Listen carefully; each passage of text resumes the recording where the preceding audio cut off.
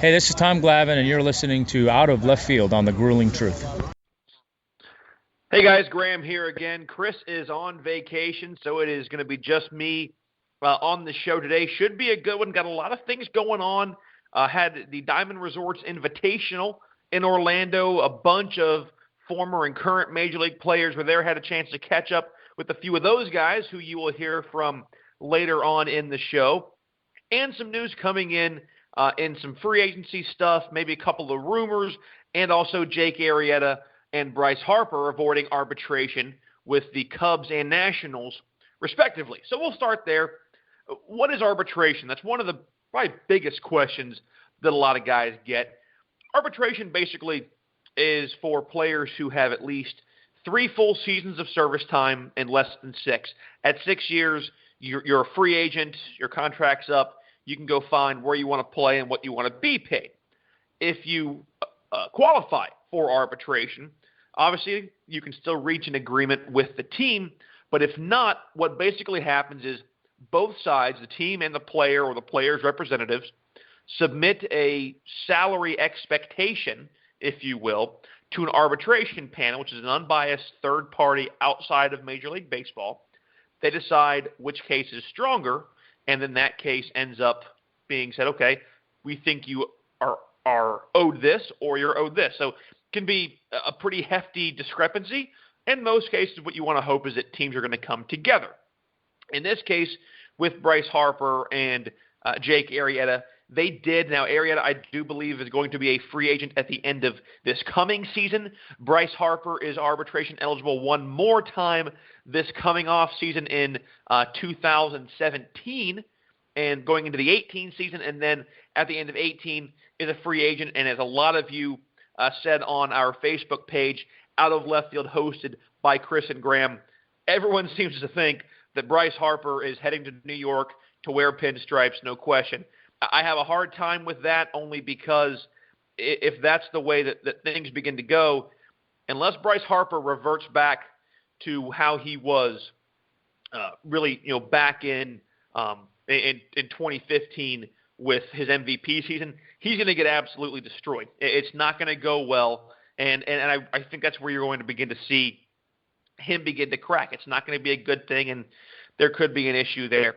I had a chance to sit down with Kevin Millar for just a couple of minutes. He gave his take on what he thinks is going to happen with the Cubbies and the Nationals. Here's what he had to say. Here with Kevin Millar of MLB Network and Intentional Talk. First thing I want to ask, who's buying dinner, Lackey or you? Lackey's got to buy dinner. He's way richer. All right, fair enough answer. I don't know if you've heard a couple of big things, guys, avoiding arbitration. Jake Arrieta gets a 1-year deal with the Cubbies. Bryce Harper getting a 1-year arbitration deal with the Nationals. Is that enough to keep both of those teams on the top of their division and bring them into the postseason in 2017? Well, yeah, the Cubs aren't going anywhere right now. They got a solid squad, as we all saw, and a lot of young talent in the Nationals. Same thing. I mean, they're right there, and you know what? The fun part about the season, it's a long season. A lot of things got to go right, but they're definitely favorites to get there. Thanks, Kevin. Appreciate it. Thank you. And our thanks to Kevin Millar for taking just a few minutes with us while he was getting done with his round at the Diamond Resorts Invitational. I mean, it's pretty basic stuff, right? The Cubs and the Nationals are expected to still be hot contenders. I don't think there's any reason to think that they're not going to be on top of their respective divisions. Now, we will see what happens with the Mets arms getting healthy again. And there is a possibility, if they're not careful, that the Mets may have just enough firepower, especially if Steven Strasburg can't stay healthy, that they may end up unseating the Nationals in the National League East. We caught up with Dan Plesac from MLB Network. Here's what he had to say on the Nationals' chances to stay alive on top of that division this season. The Nationals struck out several times, trying to pick up Aroldis Chapman, Kenley Jansen, and now the Mets are going to be getting back 2 of those big 3 arms. Can the Nationals stay on top since they just avoided arbitration with Bryce Harper on a 1-year deal? I think so. I think the worries for me right now is bullpen issues. We talked to Dusty Baker at the winter meetings in Washington, D.C., and they really don't know what they're going to do in the 8th and 9th inning right now. Love their starting rotation if Strasburg stays healthy. I think the big key is Bryce Harper. What guy are you going to have? The guy 2 years ago that was an NL MVP, or the guy last year you're waiting for him to get going? They're starting pitching. Max Scherzer has a little bit of a finger issue right now. Their pitching's good. I like their lineup. Daniel Murphy adds some pop at second base. Good team, but I do think if the Mets pitchers are healthy, the word I've heard is DeGrom and Syndergaard should be ready to go. Matt Harvey, the surgery was a success. If the Mets pitchers are back to being healthy, I think they're the team to beat in the East. Thanks, Dan. You got it. And again, a lot of thanks to Dan Plesac for taking some time with us. I'm really interested to see what happens there. Chris and I went over that division a couple of weeks ago, and we both think that still with Daniel Murphy, Strasburg should be coming back healthy. Scherzer is going to be Max Scherzer. If Bryce Harper can do what he is supposed to do and Tanner Roark comes in as a solid third piece to really combat that big three in New York, I think, again, it makes sense that the Nationals should repeat. But there is always going to be that concern that maybe something comes up where it just doesn't quite work out. We will see going forward. Now, back to the big guys in free agency. Matt Wieters, Mark Trumbo, still don't know where they want to go. We've heard a couple of things that Matt Wieters has been courted. Now, rumors are the Los Angeles Angels of Anaheim. There were rumors that Mark Trumbo was being looked at by the Oakland Athletics, potentially maybe the Colorado Rockies, and there's a possibility even still that the Orioles have a chance at making a play with Mark Trumbo. There's very little coming out on both these sides, which really surprises me. And still Jose Bautista, we're not sure. It seems pretty likely he's going to end up landing back in Toronto, but still nothing up with that yet. I had a chance to catch up with the MLB Network's Mark DeRosa. Here's what he had to say on what's currently happening in free agency. Hey guys, Graham here from the Grueling Truth. Here with Mark DeRosa out at the Diamond Resorts Invitational Golf Tournament. Mark, with the baseball season right around the corner, we're still waiting to see where Matt Wieters and Mark Trumbo are going to end up. Where do you think they're going to end up with we're being a month and a half out or less before spring training begins? Man, I have no idea. When I think of Matt Wieters, I think of Georgia Tech and I think of the Atlanta Braves. They seem to be putting a stopgap team together to try and get him to the new regime coming up the minor league system. But at the end of the day, he is catching at such a premium now in the game. I think he'd be a great addition to them. Mark Trumbo, I mean, 40 homers will travel. So I can't believe he doesn't have a job yet. I'm also waiting on Jose Bautista. I played with Jose in 2013. I know he had an off year last year, but bottom line is when his leg kicks right, there's very few guys offensively that can do what he does. So I know he's got that draft pick attached to him. It's kind of killing him a little bit. But at the end of the day, those are the three guys that I'd like to see where they're going to go. And thank you, Mark, again for taking some time with us.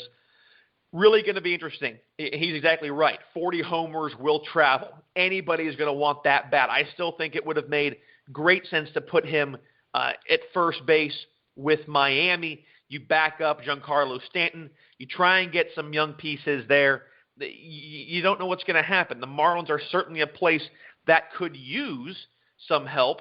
And we actually caught up with Josh Beckett, a World Series winner with the Marlins. Here's what he had to say on how the Marlins could best do to go ahead and try and bolster that lineup and get back to their winning ways.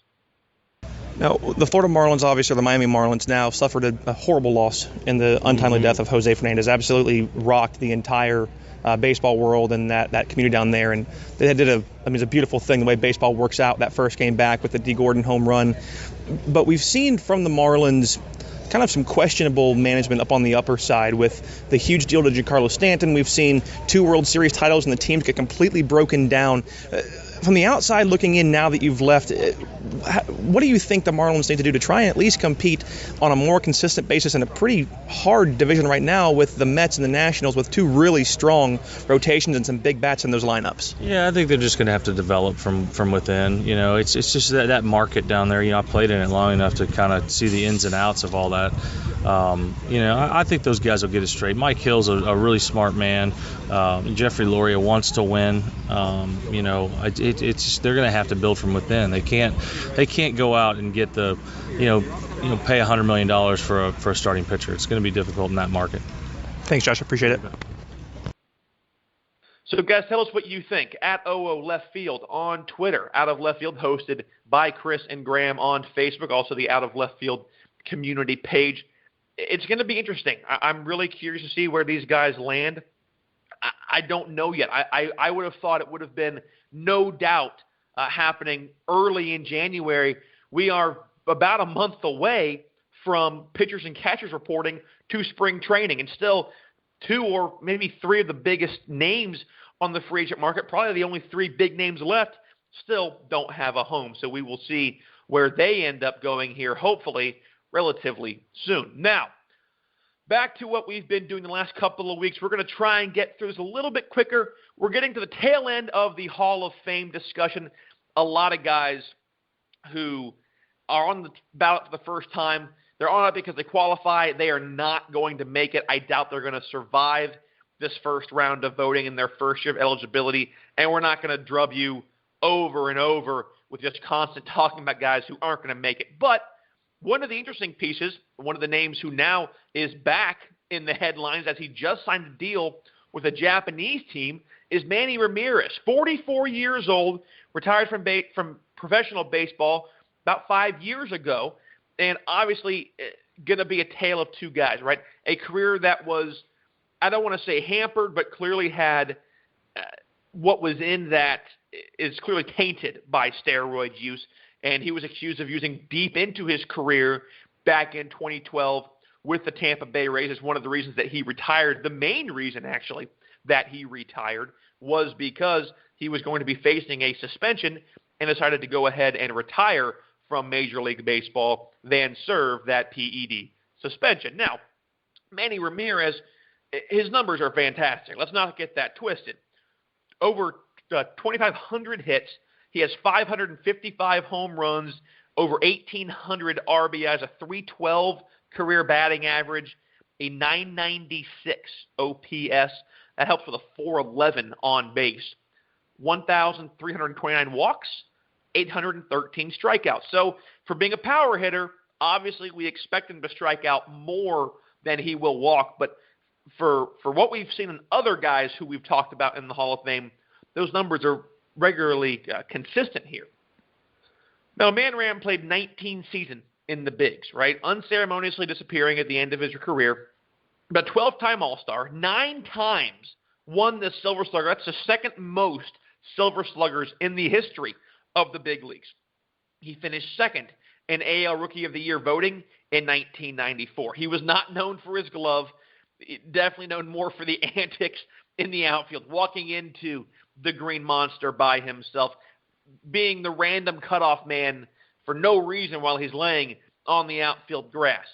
But he still managed to post a decent 978 career fielding percentage while still being immortalized for, let's be honest, some of the funniest blunders of all time we've seen in the outfield. But his offensive numbers, they can't be ignored. It's a 312 batting average, the 83rd best all time. 411 on base, 32nd best. A 585 slugging, 8th best. 996 OPS, 8th best. In the last 57 years, 57 years, guys, only Barry Bonds has posted a higher OPS. Now, I know I'm going to get it. They took steroids. If Chris was here, he'd be saying they took steroids.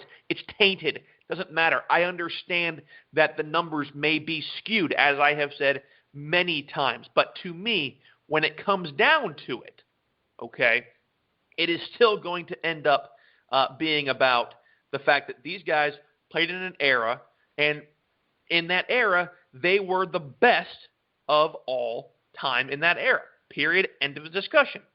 His postseason performances can't be forgotten. 23 postseason series, 285, a 394 on base, a 544 slugging. 117 hits, 29 long balls, and drove in 78, was a force to be reckoned with, the MVP of the 04 Fall Classic. I get it. He is unlikely to be elected, especially now that he's back playing again. The numbers are worthy. It's hard for me at this point because I have said on the record that I think the guys that juice past a certain point shouldn't get in. The fact that he took steroids certainly did not help his performance past the 08-09 year in the mid-2000s or late 90s. Yeah, it probably did. But I'm still not going to go ahead and leave somebody out just because they tested for this in an era where it was allowed. I actually had a chance also to ask Mark DeRosa that same question about who he thinks will go into the Hall, and he gave a pretty interesting take as well on the guys who have been accused of PED use. Take a listen.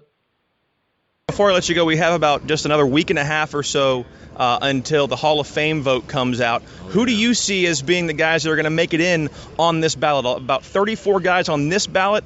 Tim Raines, probably the biggest name who hasn't gotten in yet. And we're starting to see Edgar Martinez come in there, a DH who's kind of getting that feel of should a DH be in with Big Papi right around the corner. Does he set a precedent of making it in, or are they going to hold him out? No, I think they set a precedent. I think Edgar, in his, I always look at it, did he dominate the sport when he was in the lineup? And Edgar Martinez did just that. Rock Raines deserves to be in. I think when you compare him to Ricky Henderson, everyone pales in comparison to Ricky Henderson, but he was one of the best players in his time. Jeff Bagwell's a guy I think deserves to be in. You run into the tricky situations. I get it with the PEDs, but at the end of the day, Barry Bonds is the greatest player I've ever had the opportunity to face or play against, and what he was able to do. So we will see. Mike Mussina is also interesting because he was so great for so long, and I think he kind of gets lost in the shuffle. But what about the Crime Dog? The Crime Dog is a guy. Yeah, exactly. I think, to me, it's kind of a travesty. He hasn't made it in yet, and I've been making that case. What's your take on Fred McGriff? My take on Fred McGriff is that he should be in the Hall of Fame. I mean, the numbers add out. You could tell he was a guy who did it the right way. He batted fourth in every lineup. That's how I look at it. At the end of the day, did you carry franchises in the middle of the order for longer than 10 years? I mean, his entire career, no matter where he played, whether it was San Diego, Toronto, Atlanta, I know that's where his bread was buttered, but he was always in the middle of the order and always making an impact. So that's it. The Hall of Fame's tricky for me to talk about because all those guys were so great. I was in such awe of them as a player. So, I mean, to me, it's funny. The PED stance, it's obviously lightning. You can tell by the percentages of votes the guys are getting now. And, hopefully one day guys like Roger Clemens, guys like Barry Bonds will be in. Mark, thank you very much. All right. And thank you, Mark, for that. Couldn't agree more. I was surprised. Now, Justin Verlander was at this golf tournament as well. Didn't have a chance to talk to him. And he is squarely on the complete opposite side. He believes that if you took it, you shouldn't be in the game. You shouldn't be considered. Completely opposite. And would have loved to have a chance to talk with him. Just didn't work out. So, yes, I think Manny will go in. Vladimir Guerrero, another big piece, a guy who we are most likely going to see go in a first ballot this year.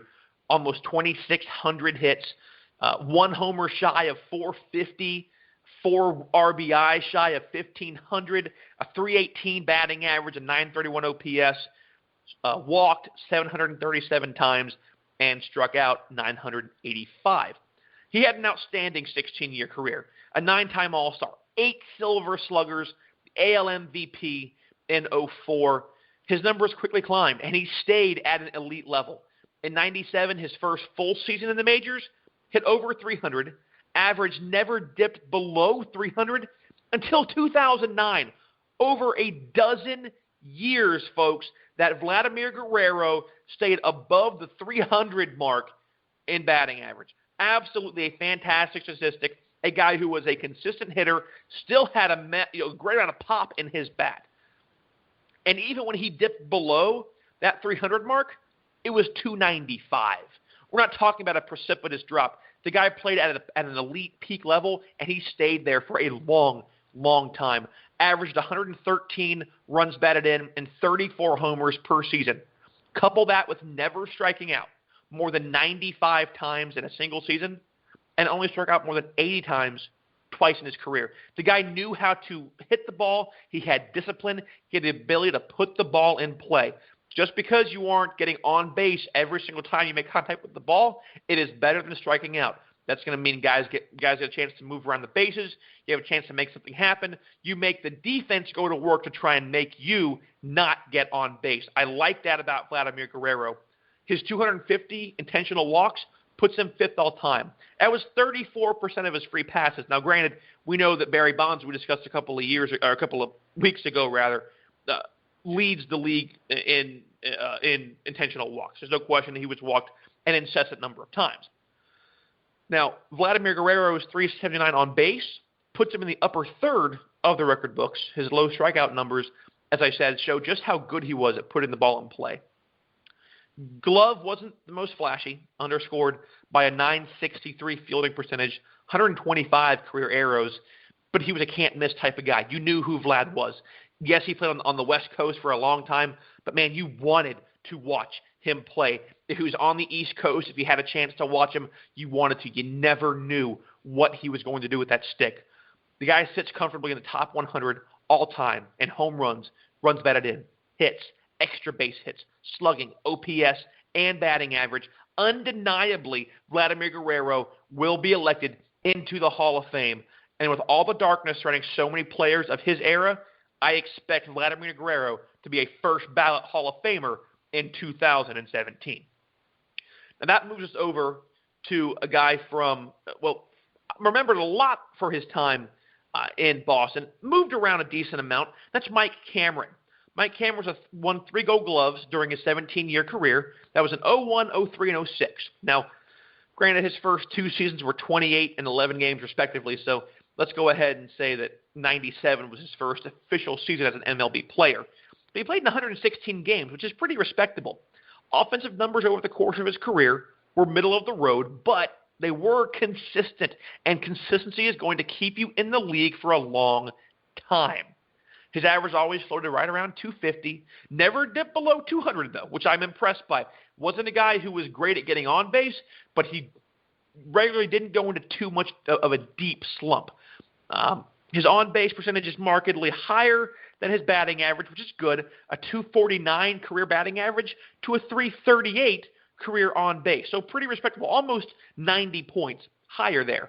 And his plate discipline clearly lacked, though he struck out twice the number of times he walked, 867 walks, 1,900 strikeouts. So if he wasn't putting the ball in play, he was going to whiff. So was still a liability, but could at least consistently hit 1 out of 4 trips. He was a decent, sometimes above average center fielder during his tenure in the big leagues. Was never the standout guy. One of his best seasons was with the 2001 Seattle Mariners when they set the record for the most wins in a season. Yes, he was productive. Yes, he was consistent. He's not going to Cooperstown. There's just no way. And that brings us to another outfielder, also played for the Red Sox, a time for the Braves as well. That's J.D. Drew. His brother Stephen Drew still in the big leagues. Drew played 14 seasons in the show. An all-star in 08, a lengthy career as an outfielder, won a ring with the Red Sox in 07. And he was a decent right fielder. Made less than 50 errors in his career, but his career overall wasn't that remarkable. He was injured a lot, only played more than 140 games 3 times in his career. It's 162 games in a season, guys. Not impressive when you're playing 14 years and only 3 times and you get over the 140 mark. He was notoriously patient at the plate. To some people, almost a detriment. He would rather walk than even sometimes take a swing. 862 walks, a 384 on base.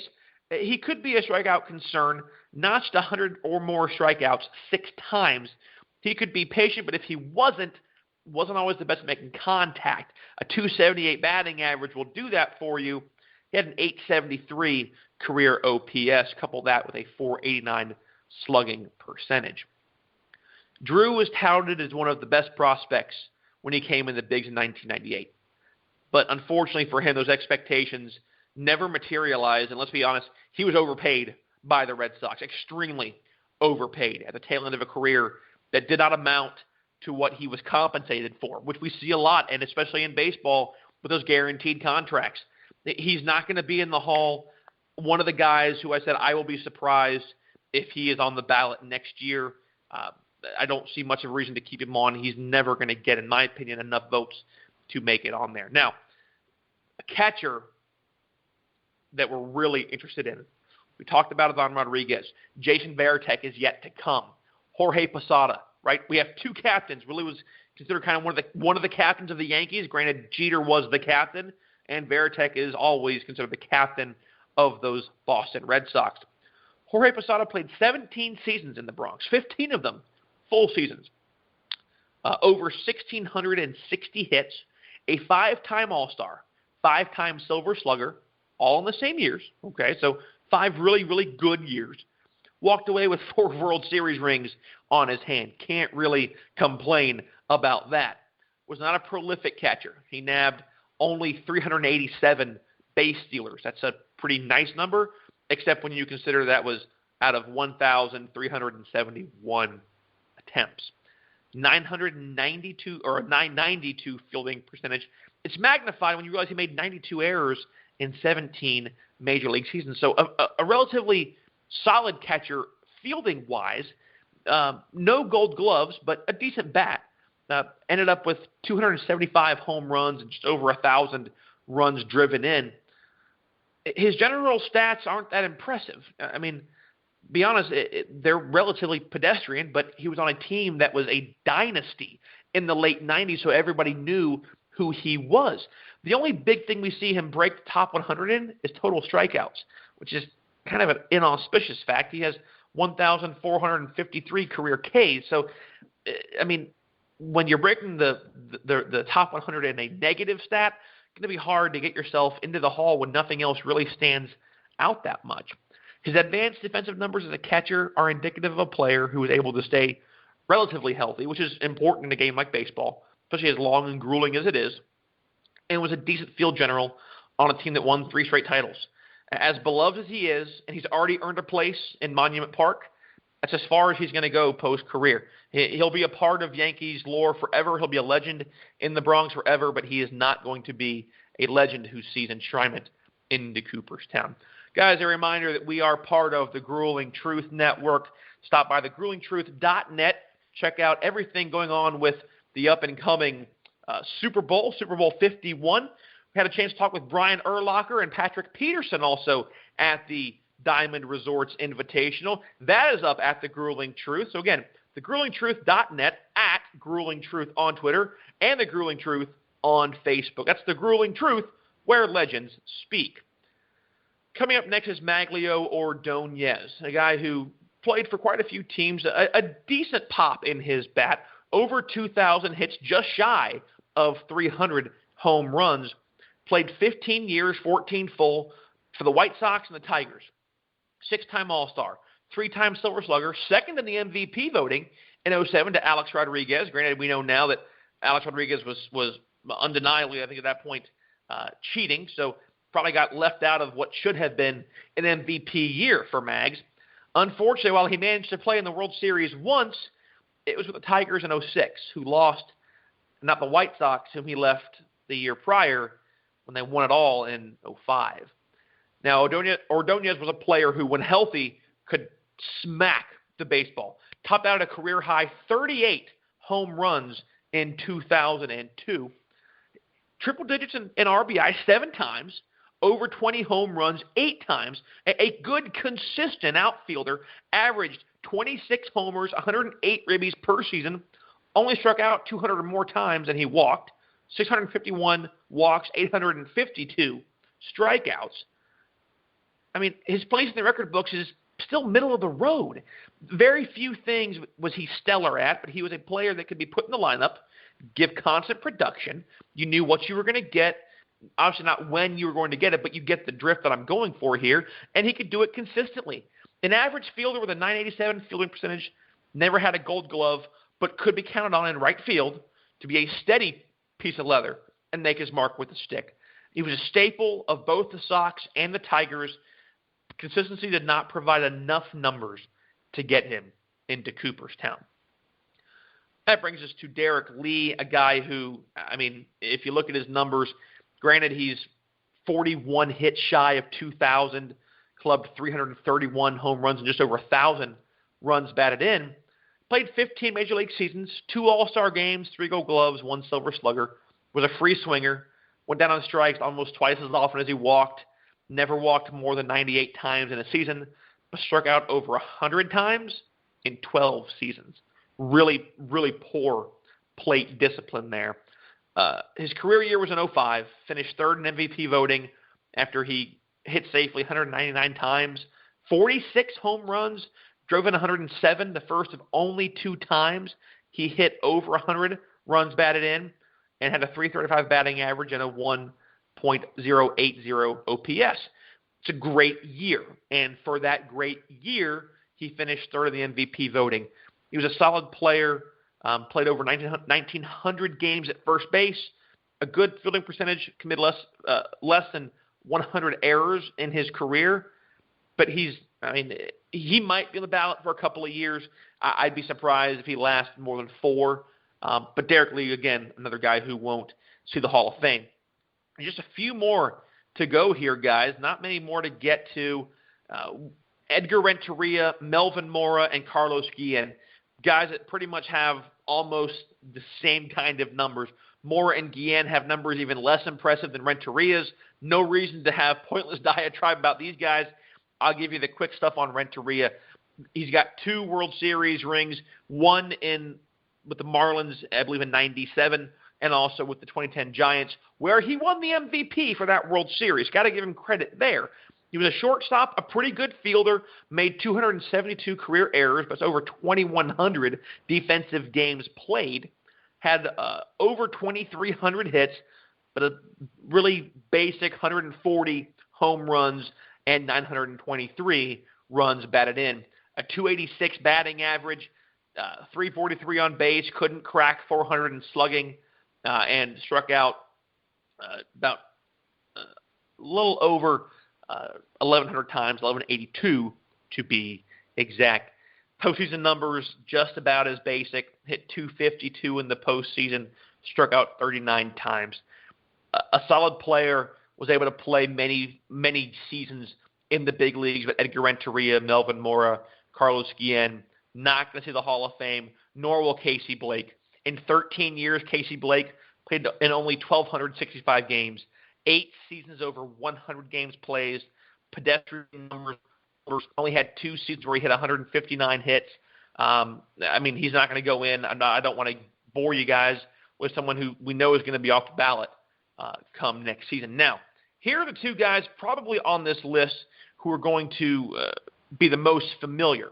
There is one more who I think who might be interesting here, but let's go ahead and get to these 2 former Red Sox. That's Jason Varitek and Tim Wakefield, the captain and the knuckleballer, right?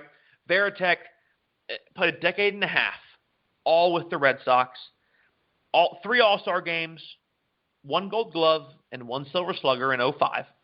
Both the Gold Glove and Silver Slugger came in 2005. And Varitek was a staple in Beantown, no question about it, most notably for taking his catcher's mitt and introducing it to Alex Rodriguez's face, but he's still a staple in Boston. He was never known for big pop with the stick, surpassed 20 homers only 3 times, never crested 100 RBI. Defensively, committed 69 errors from catcher position, which is pretty good. It's 12th all-time with putouts as a catcher. The negative, though, he only threw out 23% of base stealers and allowed 992 stolen bases. That number of stolen bases allowed is the 35th worst in Major League Baseball history.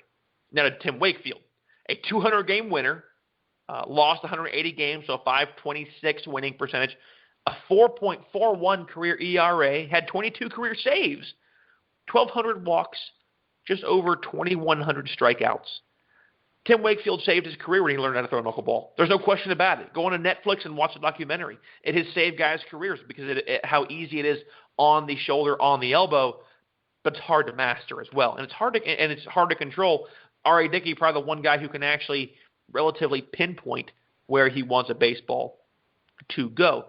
Spending his first 2 seasons with the Pirates before he was sent back down to the minors, eventually was acquired by the Sox. He spent 17 of his 19 professional seasons in Beantown with 1 All-Star Game appearance. Now, 200 wins is nothing to laugh at. It's fantastic. But only 11 of his 19 seasons were winning seasons. He's near the top 50 in earned runs allowed, home runs allowed, and walks issued.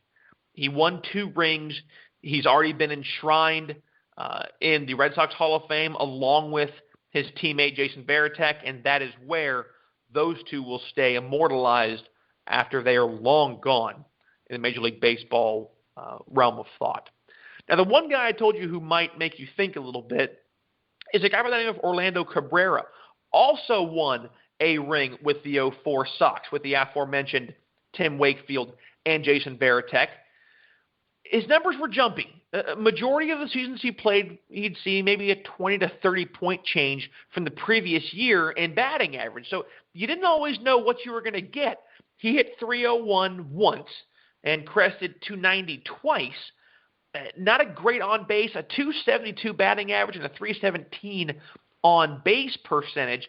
If you add in the 390 slugging, it gives him a 707 OPS. Now, he did win 2 Gold Gloves in 01 and 07. Both were at shortstop, although he finished his career with a 977 fielding percentage and 188 errors. That's averaging 12.5 errors per season. Most Hall of Fame candidates, as I've said, are not voted in due to defense. I mean, the leather is a piece where I think it should be accounted for, but the Hall of Fame is granted more of an offensive hall. But Cabrera had a pretty long and relatively productive career. Numbers are solid for a shortstop. Had very few seasons undercut by injury. Played in 130 or more games in 10 of his 15 years. The difficulty here is that while his numbers may not jump off the page at you, they mirror Tim Raines actually really closely in some regards. Now, Raines played 8 more seasons than Cabrera, which is even more impressive. The question then becomes, at what point do we look at the era in which Tim Raines played, as Mark DeRosa alluded to when we spoke to him this weekend, and then when Orlando Cabrera played? I mean, obviously, Cabrera is not going to be a first ballot kind of guy. He may never see enshrinement. I don't know. I doubt he will.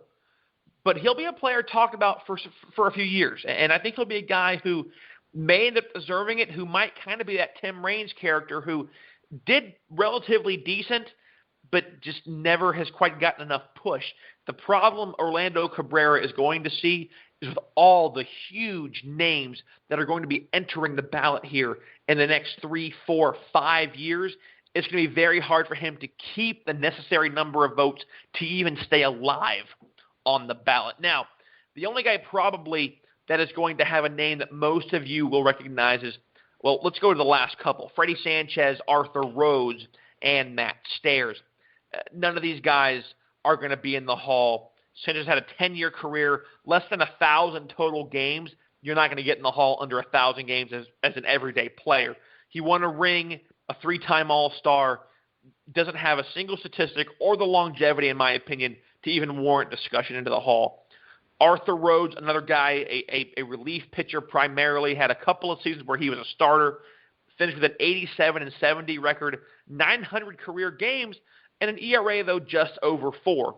Longevity was certainly his strength, but neither he nor Matt Stairs are going to see the Hall of Fame, where Matt Stairs' numbers were relatively pedestrian throughout the tail of his career.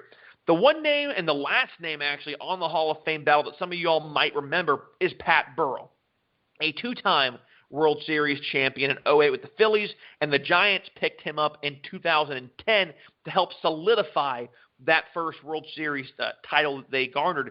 Almost 50%, 607 of his 1,393 career hits were extra base hits. That's an impressive stat. More often than not, we're seeing guys close to 3,000 hits and maybe getting 800, maybe 9, not normally cresting that 1,000 extra base hit plateau. So impressive here that at least 50% of Pat Burrell's career hits, or right about there, were extra base hits. Now, over his 12-year career, he only crested the century mark in RBIs twice.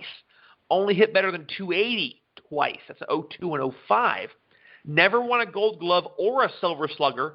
Received MVP consideration only twice, and that was in 02 and 05. 14th and 7th, respectively, so still nothing great. Finished 4th in NL Rookie of the Year voting. Struck out over 110 times every season from 2000 to 2010, an 11-year stretch of 110-plus strikeouts, not the kind of discipline that you want to see. His walks did have a steady rise, though, for the first 8 years of his career. But, I mean, it's just nothing that's going to really stand out and say, I'm a Hall of Fame candidate here.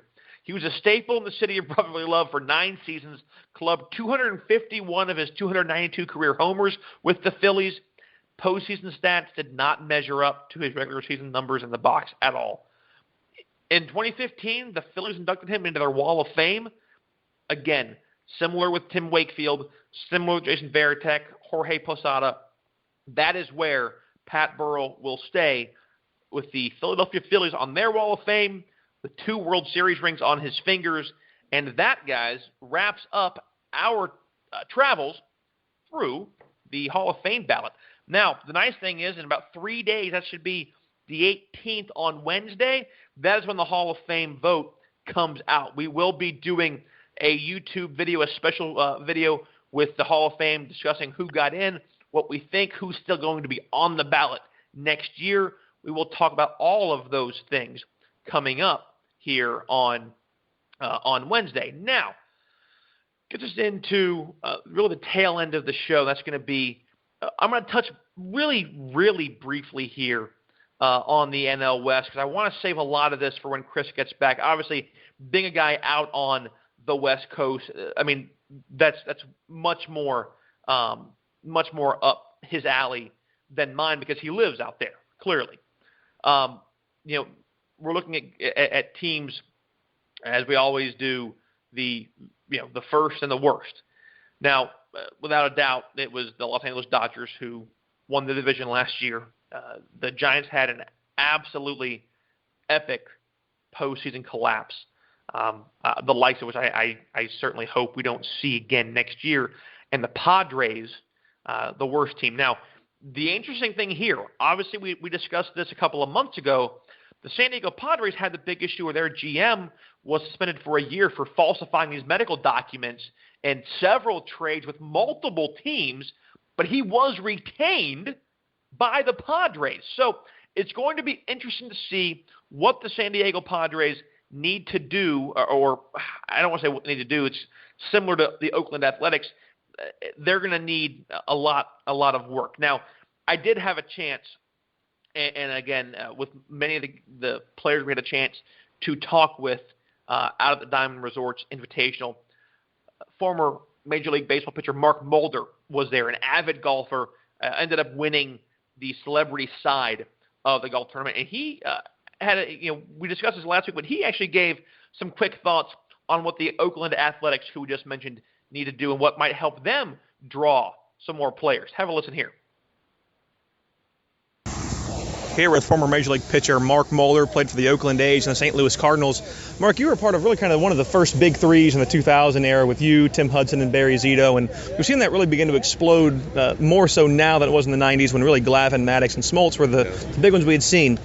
Playing in Oakland, I know you still live in that area and we're working for the organization. What do the Athletics really need to do to make themselves competitive? Because they've been struggling for so long. We had that one big year, and then pieces are beginning to fall off. I know the Coliseum is a big piece, but what do they need to do to attract more and really begin to make a stamp? Well, I think a stadium is first and foremost. I remember when young in my career, hey, we're going to have a stadium in a couple of years. That was 2000 to 2004 when I was there. So, now here we are. There's still no new stadium. So, it's one of those things. It's one of those things where you'd love to see it get done, and I know a lot depends on the Raiders because of the stadium. So you'd like to see something get resolved and get that new stadium because that would create a lot of money. Billy doesn't have a whole lot to work with. What they have to spend is somewhat limited. It's unfortunate, but it's what they are, and they got to rely on drafting. And so far in the recent years, that hasn't been as good. And thank you, Mark, again for stopping by and having a chat with us. We really do appreciate your time. You wouldn't think a stadium, but when he's saying it for over 15 years, 17 years now, they've been saying we're going to have a stadium, and they haven't. And we're hearing about sewage backups and all these issues here. Sometimes the little things can be really, really big things. And in Oakland, I have to agree with them. Now, as far as the Padres go, a couple of things coming up here. First thing is Will Myers looking on a 6-year deal with the Padres. That is being shown that is on the way in here. So that would be a good piece for them. Solarte also signs a 2-year extension with them. Decent third baseman. Nothing fantastic. It's the Padres, right? And they need clearly some work here. But the fact that you're at least actually seeing them try to get some guys. Will Myers has been a guy who has kind of traveled a little bit, played for the Rays for a while. An okay year last year. Right about at career average for him. A .259 batting average, .336 on base, hit 28 home runs. So at least decent there, and that's with his second full season in San Diego. You're not going to see a lot. There was a lot of expectation from Will Myers, and it hasn't been anything fantastic. There's a lot of pieces that the Padres need. They have clearly been sellers recently. Andrew Cashner left. Matt Kemp left. They brought in a ton of pieces early with the Upton brothers. They brought in Matt Kemp. They brought in the Red Sox closer Craig Kimbrell from the Braves. So many pieces were brought in, and it was expected that, oh my God, the Chargers are going to contend, and they're going to contend right now. And it just never materialized. They are in the midst of a rebuilding. There is no question about it. It's going to take plenty of time for it to happen. I can't really target one thing that they need. Obviously good starting pitching is a great place to start. They have some veterans on that team. Jared Weaver is out there. Might not be the worst thing to bring in a veteran if you can bring him in at a reasonable price. See what you can do. There's no reason to spend the money on Mark Trumbo or Matt Wieters or Jose Bautista. Plus, with Bautista, you lose the draft pick, as Mark DeRosa said when we talked to him. It just doesn't make any sense. And that's what Chris and I had discussed this week before he went on vacation. It was the same thing, that there's really nothing going on that the Padres can do that's going to really gonna build them up. The Dodgers have made some huge moves. Absolutely huge moves. We discussed it, put it up on Facebook, on our Facebook page, Out of Left Field, hosted by Chris and Graham, also on our Twitter page, at OO Left Field on Twitter. It's going to be a big year. Clayton Kershaw should come back healthy. Kenley Jansen re-signed. Justin Turner re-signed. Big pieces. You have a smart and a great guy at the hot corner and a great closer. Are we going to see the Dodgers able to stay on top of the Giants? I don't know. I still think that when it comes down to it, the Giants have the better roster. It pains me to say it. It's why I'm doing it when Chris is not here with me. But the Giants, from the outside looking in, they have the better roster, especially when it comes to a pitching rotation, right? And we're going to get into those guys next week. And we had a chance to talk with Dan Plesac, and he also talked with us about the National League West, and we'll get that for you next week when we break down the Giants. And we're going to touch on the Dodgers a little bit more. As far as what they need to do to continue or to stay on top, the same thing that they did. They need to play a little bit better than 500 baseball, which is about what they were at. Need to have more wins. As long as our bullpen is going to be strong, and if they move up from where they have been, they should be fine. Bud Norris is not there. Interested to see where he lands. I hope somewhere good soon. But everything you have in there is going to look good. Kike Hernandez is going to come back. Corey Seager's coming back. Justin Turner is still there. They re-signed him. You have Agon. You have Puig. We'll see what happens with Yasiel Puig. I still think he's going to be a piece that they look to move near the deadline unless he gets hot and he just continues to play ticked off, strong, hard baseball and play smart baseball. And the other piece you're going to have to look at is Jock Peterson. Started off lightning hot when he got into the big leagues, and his average has slowly declined. Last year, he's averaging .224 for his Major League Baseball career, a .349 on base, just nothing impressive yet. It's certainly there. The opportunity for Jock Peterson is there. It's just a matter of him being able to step up, take it, find his stroke, get some balls and start falling in for him and get on a bit of a rhythm. I hope to see him improve. But, again, we're going to see what happens with him. A lot of things left to see. We will see what happens. It's going to be interesting. As we've said, pitching has really been the big thing, and as it will continue to be the big thing. We will talk to you guys again. Middle of the week should be a really enjoyable week as the Hall of Fame ballot gets ready to be unveiled. If you guys want to get in touch with us, again, please do at OO Left Field on Twitter. Out of Left Field hosted by Chris and Graham. Please like the page. Interact with us. We want to interact with you. You have ideas. You want to talk. Give us some grief. We'd love to have you do it. Also, feel free to email us. At ooleftfield@gmail.com.